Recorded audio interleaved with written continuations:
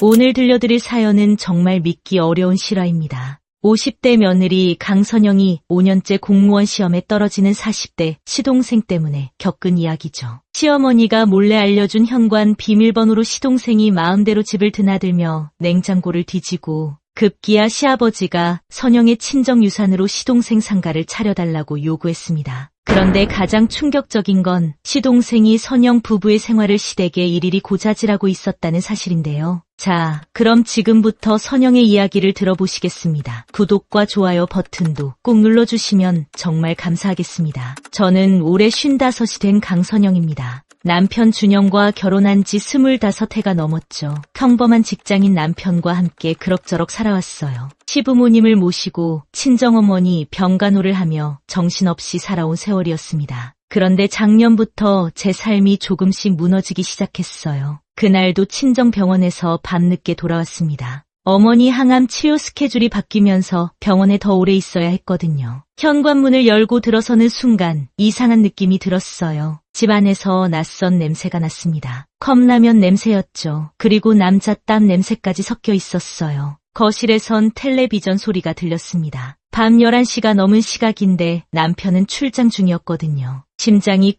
쿵쾅거렸습니다. 조심스럽게 거실로 들어갔어요. 그런데 거기 앉아있는 사람을 보고 저는 말문이 막혔습니다. 시동생 지우였어요. 그것도 남편의 낡은 회색 티셔츠를 입고 소파에 널브러져 컵라면을 먹고 있었죠. 텔레비전에선 야구 중계가 한창이었습니다. 도련님, 이게 무슨 일이에요? 제 목소리가 떨렸어요. 지호는 태연하게 고개를 돌렸습니다. 아, 형수님 오셨어요? 독서실이 오늘 시설 점검으로 일찍 문 닫아서요. 여기서 잠깐 숙직하려고요. 숙직이라는 표현에 기가 막혔습니다. 여기가 회사 숙직실인가요? 제 집인데 말이죠. 그런데 더 충격적인 건 그 다음이었어요. 엄마가 혹시 몰라서 알려주신 비상 비밀번호로 들어왔어요. 형수님도 아시잖아요. 제가 요즘 독서실비 아끼려고 얼마나 힘든지. 순간 머리가 하얘졌습니다. 시어머니가 제 허락도 없이 현관 비밀번호를 시동생에게 알려줬다는 거예요. 몇 년 전에 만약에 사태를 대비해 시부모님께만 알려드렸던 그 비밀번호를요. 화가 치밀어 올랐지만 참았습니다. 남편과 상의하지 않고 함부로 말했다가 또 가족 불화의 원인이 될까 봐요. 그럼 오늘만 주무시고 내일은 독서실로 가세요. 네, 형수님, 고맙습니다. 그날 밤 잠을 이룰 수 없었어요. 내 집이 더 이상 안전하지 않다는 생각이 들었습니다. 누군가 내가 없을 때 마음대로 드나들 수 있다는 사실이 너무나 불안했죠. 다음 날 남편에게 전화했어요. 여보, 어제 도련님이 우리 집에 와 있었어요. 어머님이 비밀번호를 알려주셨대요. 어머니가 왜 그러셨대? 독서실비 아끼려고 가끔 우리 집에서 자게 하신대요. 남편은 한숨을 쉬었습니다. 미안해, 여보. 내가 어머니한테 말씀드릴게. 지호한테도 그러지 말라고 할게. 하지만 남편의 약속은 지켜지지 않았어요. 지호는 그 후로도 일주일에 서너 번씩 우리 집에 왔습니다. 제가 친정에 가 있거나 늦게 퇴근하는 날을 골라서요. 어떻게 제 스케줄을 아는지 신기할 정도였죠. 어느 날은 냉장고를 열었다가 깜짝 놀랐습니다. 명절 준비하려고 일주일 전에 담가둔 장아찌가 절반이나 사라졌어요. 제가 얼마나 정성 들여 만든 건데요. 시어머니 드리려고 특별히 준비한 거였습니다. 화장실 휴지도 새 걸로 바꿔놓은 게 벌써 반이나 줄어 있었어요. 그리고 결정적으로 남편이 서랍 깊숙이 숨겨둔 비상금 봉투의 위치가 살짝 달라져 있었습니다. 돈이 없어진 건 아니었지만 누군가 뒤적인 흔적이 역력했죠. 견딜 수가 없었습니다. 그런데 더 기가 막힌 일이 일어났어요.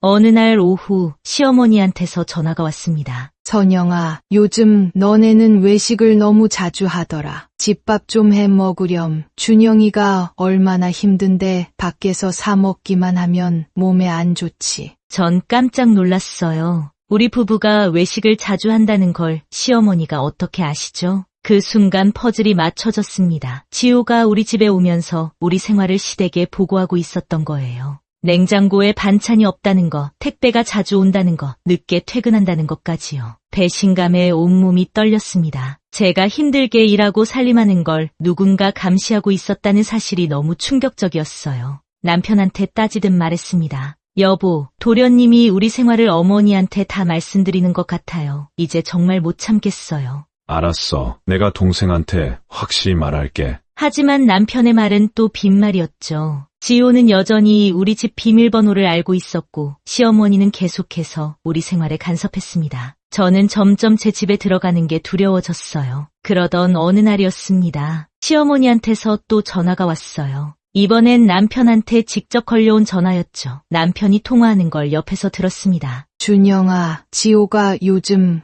허리가 너무 아프대. 우리 집 소파가 오래돼서 그런가 봐. 너네가 새 소파로 바꾸고 쓰던 소파를 지호한테 주면 어떻겠니? 말도 안 되는 요구였어요. 우리 집 소파는 겨우 3년 된 거였습니다. 제가 오래 고민해서 산 거였죠. 그런데 그걸 도련님한테 주고 우리가 새로 사라고요? 남편이 머뭇거리는 게 보였습니다. 어머니, 그건 제가 선영이랑 상의해 볼게요. 전화를 끊은 남편이 조심스럽게 말했어요. 여보, 소파 그냥 주는 게 어때? 우리도 새 걸로 바꾸고. 참았던 화가 폭발했습니다. 우리가 사주는 게 아니라 본인이 해결해야 할 일이에요. 언제까지 우리가 시댁 수발을 들어야 해요? 그렇게는 못해요. 여보, 우리 소파는 3년밖에 안 됐어요. 남편은 더 이상 말하지 못했어요. 하지만 제 마음은 무너져 내렸습니다. 언제까지 이렇게 살아야 하나 싶었죠. 그런데 진짜 충격은 그 다음 주에 찾아왔습니다. 지호가 제게 직접 찾아왔어요. 주말 오후였습니다. 남편은 회사 행사로 나가고 저 혼자 집에 있었죠. 초인종이 울렸습니다. 형수님, 저예요. 문을 열자마자 지호가 씩 웃으며 들어왔어요. 형수님, 얘기 좀 할 게 있어서요. 불길한 예감이 들었습니다. 지호가 거실 소파에 앉더니 대뜸 말을 꺼냈어요. 형수님, 친정어머니 병원비로 쓰려고 유산 받으신 거 있잖아요.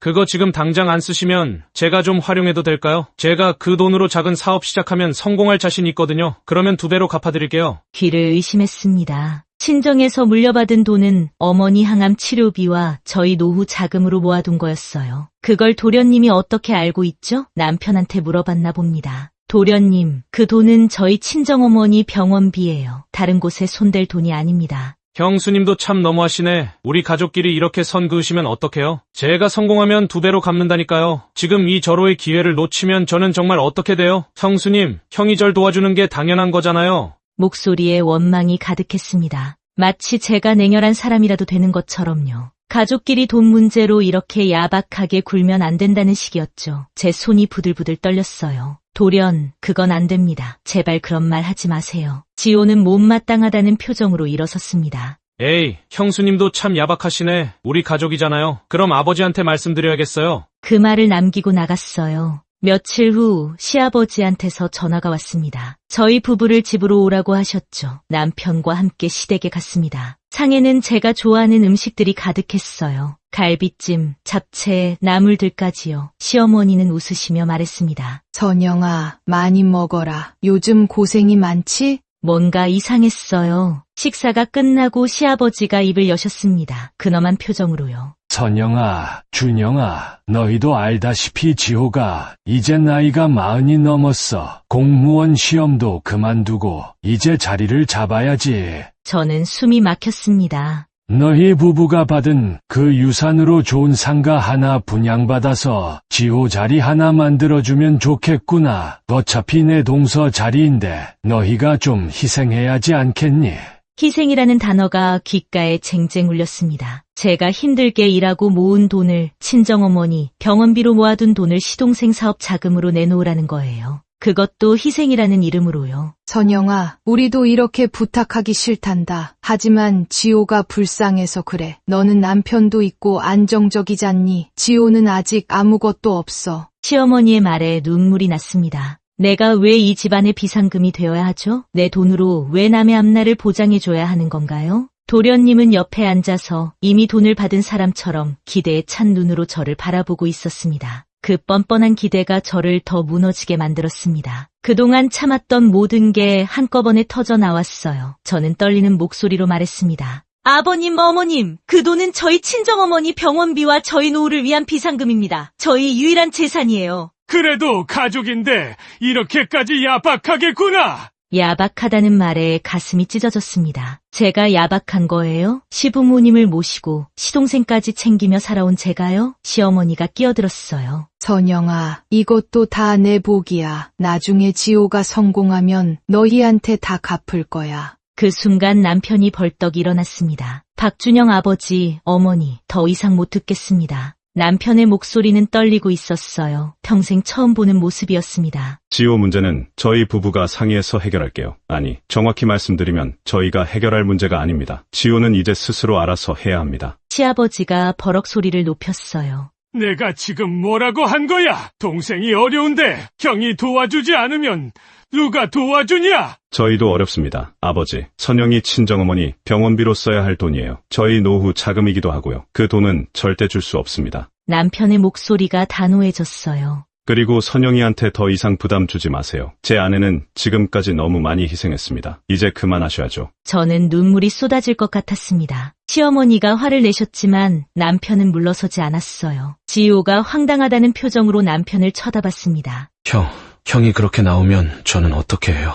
내가 알아서 해야지. 넌 이제 40이 넘었어. 더 이상 부모님과 형한테 기댈 나이가 아니야. 우린 그렇게 시댁을 나왔습니다. 차 안에서 남편이 제 손을 꽉 잡았어요. 미안해, 여보. 내가 너무 늦게 정신을 차렸어. 이제 우리 둘만 생각하고 살자. 내가 지킬게. 눈물이 주르르 흘렀습니다. 그동안 얼마나 외로웠는지 몰라요. 집에 돌아온 저는 바로 인터넷으로 도어락을 주문했습니다. 비밀번호가 소용없도록 지문 인식 도어락으로요. 사흘 후 새 도어락이 설치됐습니다. 남편과 저 단둘이만 지문을 등록했어요. 시어머니한테서 전화가 왔지만 받지 않았습니다. 지호한테서도 문자가 왔지만 답장하지 않았죠. 현관문 앞에 서서 새 지문 인식 도어락을 바라봤습니다. 이제 아무도 함부로 들어올 수 없어요. 비밀번호를 알아도 소용없습니다. 오직 저와 남편의 지문만이 이 문을 열 수 있죠. 제 공간은 제가 지킬 수 있게 됐습니다. 남편이 뒤에서 제 어깨를 감싸 안았어요. 고생했어, 여보. 이제 편하게 살자. 그날 밤 오랜만에 편히 잠들었습니다.